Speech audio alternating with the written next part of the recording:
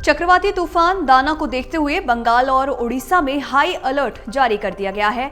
भारतीय मौसम विज्ञान विभाग के मुताबिक चक्रवाती तूफान दाना बंगाल की खाड़ी में बड़ी ही तेजी से बढ़ रहा है। मौसम विभाग की माने तो 24 अक्टूबर की रात से 25 अक्टूबर की सुबह के बीच तूफान बंगाल के सागर द्वीप और उड़ीसा के पुरी के बीच गुजरने वाला है।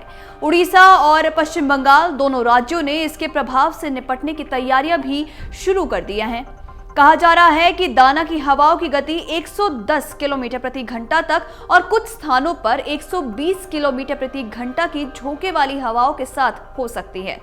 इस स्थिति को ध्यान में रखते हुए उड़ीसा सरकार ने एहतियाती कदम भी उठाए हैं, जैसे कि स्कूलों को बंद करना और मछुआरों को समुद्र से दूर रहने की सलाह देना। पर कई लोगों के मन में सवाल है कि चक्रवात के नाम कैसे रखे जाते हैं। तो आपको बता दें कि चक्रवातों का नामकरण एक अंतर्राष्ट्रीय सहयोग और सख्त दिशा निर्देशों के तहत रखा जाता है। तूफानों और चक्रवातों के नाम रीजनल मेट्रोलॉजिकल ऑर्गेनाइजेशंस द्वारा बनाई गई लिस्ट के आधार पर रखे जाते हैं। फिर इन लिस्ट को विश्व मौसम संगठन यानी कि WMO मंजूरी देता है। ये लिस्ट अलग अलग भौगोलिक क्षेत्रों के अनुसार होती है। बता दें कि उत्तरी हिंद महासागर, जिसमें बंगाल की खाड़ी और अरब सागर शामिल हैं, उनमें चक्रवातों का नामकरण एक पैटर्न के अनुसार होता है। WMO का पैनल ऑफ ट्रॉपिकल साइक्लोन्स 13 देशों में बना है, जैसे कि Bangladesh, Bharat, Maldives, Myanmar, Oman, Pakistan, Sri Lanka, Thailand, Iran, Qatar, Saudi Arabia, UAE और यमन।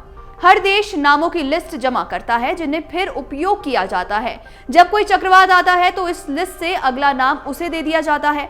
अब बात करें कि चक्रवात दाना को उसका नाम कैसे मिला, तो चक्रवात दाना हाल ही में बंगाल की खाड़ी में बनने वाला एक चक्रवात है और इसका नाम कतर ने प्रस्तावित किया था। दाना का अरबी में मतलब होता है उदारता। WMO द्वारा निर्धारित जो गाइडलाइंस है उसके अनुसार बात करें तो उत्तरी हिंद महासागर के चक्रवातों के नामकरण की प्रक्रिया में शामिल 13 देशों ने पहले से जो नाम जमा किए थे उनके हिसाब से इसे चुना गया है। हालांकि चक्रवातों का नामकरण की पहले से निर्धारित प्रक्रिया नहीं होती है, लेकिन इसके लिए कुछ मापदंड जरूर होते हैं, जैसे कि नाम छोटा होना चाहिए, आसानी से उच्चारण हो सके और अलग अलग भाषाओं में भी इसे आसानी से समझा जा सके। अब अपडेट्स की बात करें तो चक्रवात दाना के कारण उड़ीसा और पश्चिम बंगाल में हाई अलर्ट है। यहाँ की सरकारों ने संवेदनशील इलाकों में शैक्षणिक संस्थानों को बंद करने का फैसला किया है, क्योंकि चक्रवात दाना 25 अक्टूबर के दिन शुरुआती घंटों में 100 से 110 किलोमीटर प्रति घंटे की रफ्तार से 120 किलोमीटर प्रति घंटे की रफ्तार के साथ तटों को पार कर सकता है।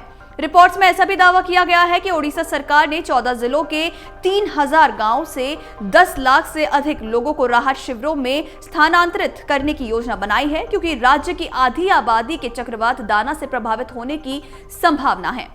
तो वहीं रेलवे ने भी 200 से ज्यादा ट्रेनों को कैंसिल कर दिया है। उड़ीसा के पुरी और पश्चिम बंगाल के सागर द्वीप में तूफान का लैंडफॉल होगा।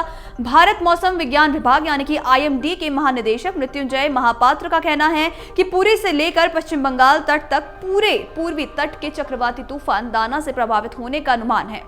IMD के मुताबिक बंगाल की खाड़ी के ऊपर बने गहरे दबाव के क्षेत्र के चक्रवाती तूफान में तब्दील होने और 25 अक्टूबर की सुबह पुरी और सागर द्वीप के बीच उत्तरी ओडिशा और दक्षिणी पश्चिम बंगाल के तटों को पार करने की आशंका है। इस दौरान 100 से 110 किलोमीटर प्रति घंटा की रफ्तार से तेज हवाएं चलेंगी, जो 120 किलोमीटर प्रति घंटा तक पहुंच सकती हैं।